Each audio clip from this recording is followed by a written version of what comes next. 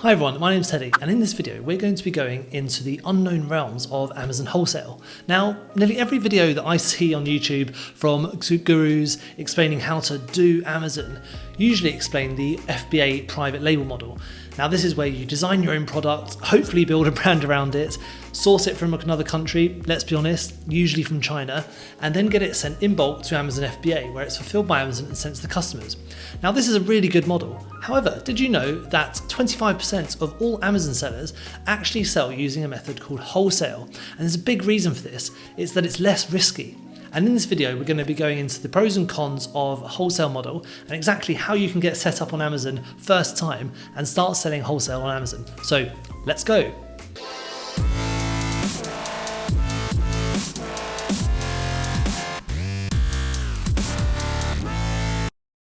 Here on Hustle TV, we go into how you can hustle your way to making money online. So if that sounds like something that would interest you, then hit subscribe and turn on notifications as we have new videos about this every single week. So Amazon wholesale, what's it all about? Well, Amazon wholesale is when you go to manufacturers of products which already exist and buy them at a wholesale price, which means you buy them in bulk at a discount, and then you sell them on Amazon. But before you get into any of this wholesale stuff, firstly, you actually need to get set up on Amazon. And in order to get set up on Amazon, there's a few things that you need to do, and it's quite important that you get this bit right. So get out pen and paper and write these bits down. Firstly, you're going to need to set up a limited company. Now the reason for this is that when you're dealing with these big brands, they like to see that you're a professional company and that they are going to be dealing with someone who knows what they're doing. They don't really want to be dealing with side hustlers who are just trying to sell a few extra things on Amazon, even though that's what you are. So set yourself up as a limited company. Now this is very straightforward to do in the UK. You just go onto the Companies House website and create a limited company. If you're in the US or in other places, it's also quite easy to get set up, but I'd really recommend getting set up as a limited company because these companies, these big brands, they are going to check whether you're a legitimate operation or not. Then you're also going to need a bank account, and ideally you're going to need a business bank account. Now don't be scared when you hear the word business bank account, it's not that difficult to get one.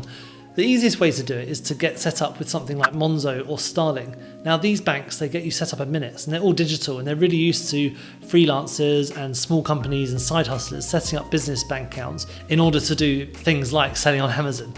I got my account set up with Metro Bank and I found it was really good and I got set up really quickly. Now you're also going to need an Amazon professional sellers account. Now when you're setting up your professional sellers account, there's a few things that you really do need to take into consideration because Amazon are quite picky about whether you get set up or not. What you need to do is, firstly, it's really important, you need to make sure you've only got one seller's account. You can have a buyer's account and a seller's account, Amazon's never going to stop you buying stuff obviously, but make sure you've only got one seller's account. Even if you only used Amazon a few years ago to sell your old university books or something like that, just close that account and then make sure that it's closed, or use that account for your wholesale account. Now, the Amazon professional sellers account is $39 a month or £25 a month in the UK, and it's about the same price around the world. It's around $40, £25. And for this, you get access to all of Amazon's back end. So you get access to Seller Central, you get access to Campaign Manager so you can create your ads. You can also send in shipments and you can create your listings and you can do everything. And that's what the $40 or £25 a month goes towards. But before you sign up for your account, you're also going to need to have some documentation ready. Now, when you're signing up for Amazon, Amazon are really hot on not having bad people come onto their site. You will obviously see them sometimes, but for the most part, Amazon are really hot on only having good people and good sellers on their site. So when you're signing up for an Amazon professional sellers account, they want to see a few bits of documentation in order to make sure that you are who you say you are. So they're going to want to see your business bank account statement. So this is just to prove that you own that bank account. They're also going to want to see some information about your limited company. They're also going to want to see some identification. So that could be a passport or a driving license. Now, just make sure when you've got these documentation, try and get your names to match in all the documents. It will help you to get signed up much faster. The last thing that Amazon like to see is a utility bill. Now, when you've got a utility bill, it's got to be for either gas, water or internet, but it doesn't include your phone bill. So just make sure it's one of those three things. And again, try to make sure your name matches on all the documentation. The last thing you're going to need is a credit card. Now, The credit card is just so that Amazon can take money from you if you owe them any money for fees or for advertising or for anything like that. So this one, it doesn't have to be a business credit card or anything like that. It can be a personal one. That's absolutely fine. And once you've been accepted onto Amazon's professional sellers, that could take a few weeks to get sorted. So start that process now. But once you've got set up with Amazon, the next thing you're going to need to do is, what's the most important thing really, is finding a product to sell. And for that, you're going to need to do some product research. Now with wholesale, you're basically piggybacking on another brand and using their brand name to help you to make money. Whereas with private label, obviously you're designing all the products yourself, you're getting the product manufactured, you're getting it shipped over to the US, and then you're sending it into Amazon, and then you're making it sell. Now with wholesale, what you're actually doing is contacting the buyers directly. But before you do that, you need to find a product to sell. Now, the first thing you want to do is check on Amazon. Now, ideally, you want to be finding an established brand so that you can piggyback on their sales and use that brand to start making you some money. So when you have a look on Amazon, have a look at what brands are selling. And the first thing I would do is just have a browse through some of the categories, have a look what's there and see what sort of brands are selling in the different categories. Now, when you're looking on a product page, what you want to be doing is seeing if a listing is maybe not that well written, or maybe there's lots of improvements that you can make to the listing. Another thing you want to be checking is that Amazon aren't selling that product. Now, if you see a product that is sold by Amazon and dispatched by Amazon, that means that that product is probably in Amazon's vendor program. So it could be quite difficult to compete with that product because Amazon is actually making it, was actually selling it, and they're delivering it, which means that they've probably got quite good prices with their suppliers already. So check out if Amazon is selling it, and if you are, that could be a red flag to show you that you don't really want to be selling that product. Now you also want to be looking at the buy box price. Now the buy box is this part on the listing next to the picture which shows you the price of the item, and it's where you can add to cart. Now you might not know this, but that buy box is actually a competition, and the person who has the best price or is giving the best offer, they're the ones who win the buy box. And winning the buy box means if a customer clicks add to cart, then the person who's winning the buy box gets added to the cart, like in this example here. So as you can see, we've got here some binoculars. I don't know how I came up with this idea, but they've got a good example of how the buy box works. So if you look on the right, you can see here is a buy box, and you can see there's a one-time payment, and there's also, you can split the payment, but there's a one-time payment here of £108.22. Now, as you can see, there's a buy now button. So this is the buy button.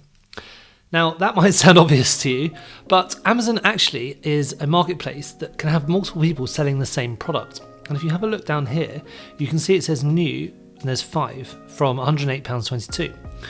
So actually, this person who's selling it for £108.22 is actually winning the buy box, which means their offer gets put in the buy box.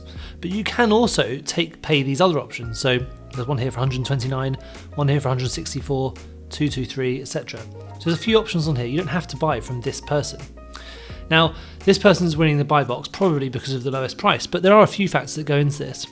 But what you can see is you need to win the buy box, which usually means having the best price or the best offer to give to the customer. Now, the reason you check out the buy box is because you want to see if the product is selling for a price that you can source it from and still have some profit margin in there.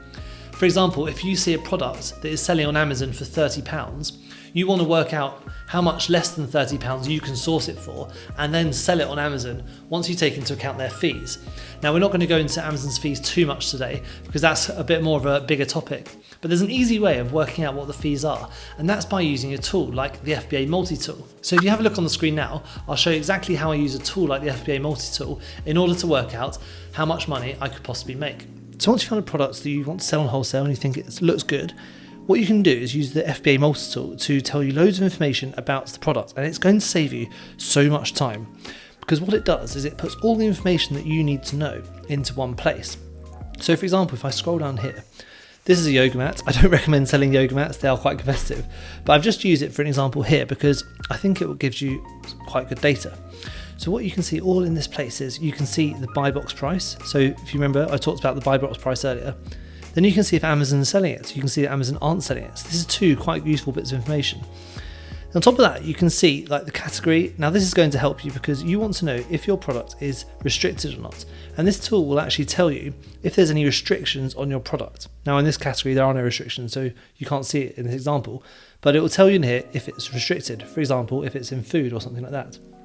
But the most important thing is it tells you the amount of sales it's estimated this product makes each month and what the return on investment would be. So you can see here, this product makes 4 to 4.3 thousand sales each month, which is quite a lot. So, that could potentially be a good sign for you. And then you can also see the return on investment price. So the return on investment is how much you should buy the product for in order to make the right return on investment. And a good return on investment when you're doing wholesale is between 20 and 30%. Now there's another tool in here called the FBA calculator, and this is what shows you your fees. So if you have a look in here, you can see what the fees would be and how much profit you'll make based on your different returns of investment. So for example in here, I can put in here that I buy it for £7 and then I could sell it, say I plan on selling it for the same price, £17.95. What you can do is you can then calculate your profit and it will show you down here what your fees will be. So the fees will be £2.75, what your FBA fees will be, so this is the fulfillment fees, that would be £4.64.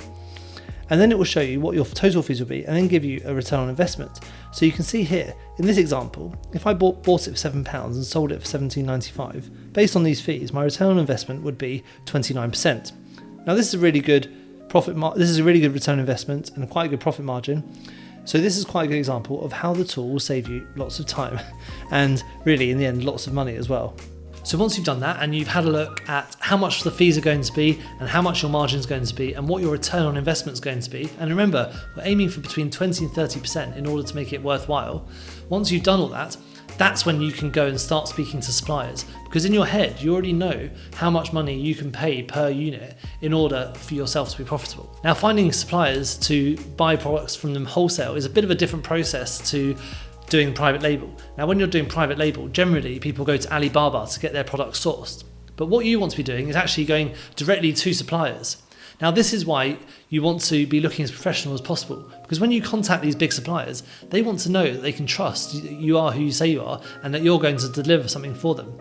Now just think about it, say you were contacting Nike or someone like that and you just called them and said, "Hi, I'm Teddy, I want to buy some of your trainers to sell on Amazon."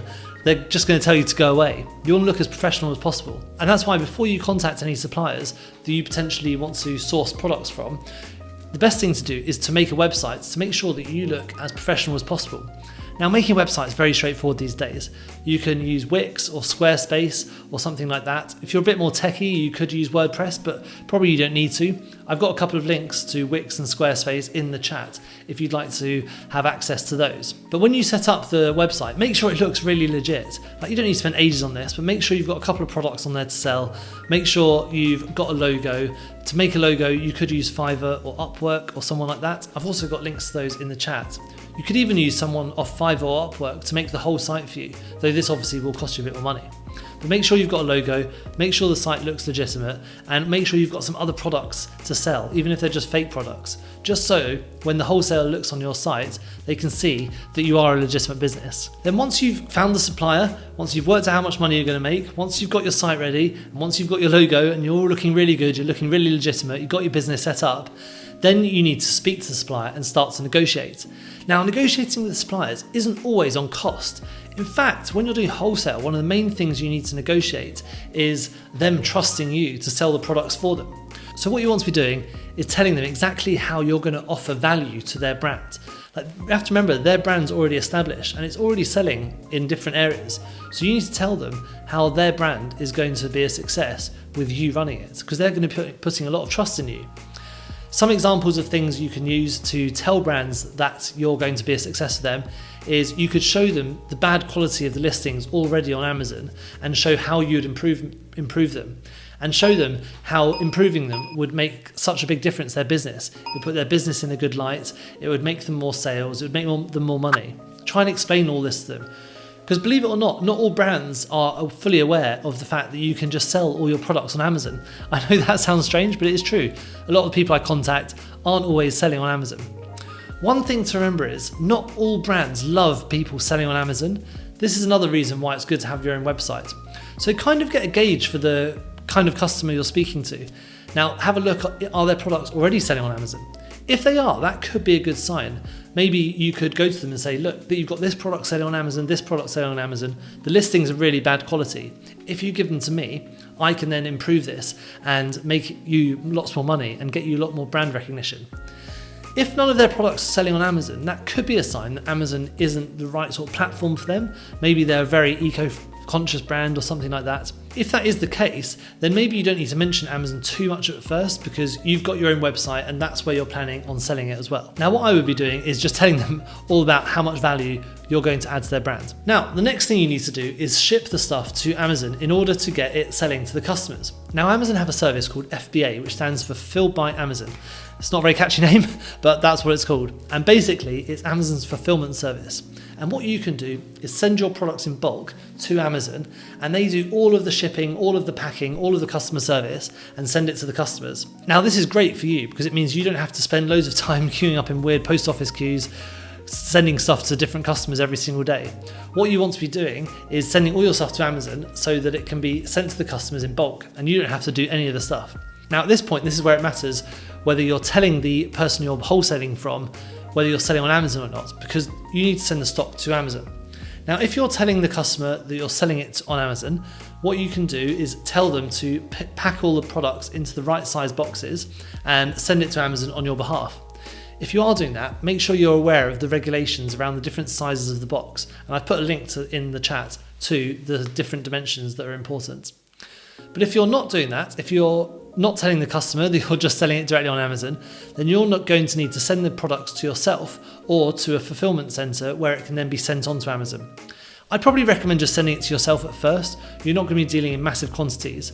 But when they send it to you, what you can do is then go on Seller Central, print off a postage label, and then send it directly into Amazon.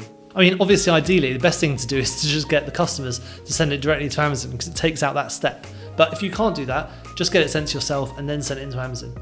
Obviously, if you are having it sent to your house first, you need to have the packaging materials and like the tape and all that sort of stuff in order to get it packaged and sent into Amazon. So once you've done all that, once you've set up your business, once you've created your Amazon professional account, once you've found your product, once you've worked out your profitability using the tool, once you've negotiated with your suppliers, the next thing you're going to need to do is send it into Amazon and to start getting it selling. Now, one of the questions that a lot of people ask me at this point is how much money you need to get started. Well, that is kind of a bit like how long is a piece of string? You know, the amount of money you're going to need is the amount of success that you want to have in the long term. But for your first order, I'd recommend spending no more than £1,000 to £2,000 or dollars. Some of the people I've worked with have even started with around £500, although that is quite low. £1,000 to £2,000 should give you enough money to buy some stock and get some money back. And if you've done your numbers right, you should be getting a fairly nice margin from that. So that's it. That's an overview of how to get up and selling using wholesale on Amazon. If you've got any questions about any of the particular points I've gone through, leave a question in the comment section on YouTube and I can get back to you. And if you want to see any particular videos in future about Amazon wholesale, let me know and I can make it for you. In our next video, which you can see on the screen right now, we're going to be going in more depth into the pros and cons of wholesale versus the other Amazon models such as FBA. So I hope you enjoyed that video and I hope you found it helpful, and I'll see you in the next video.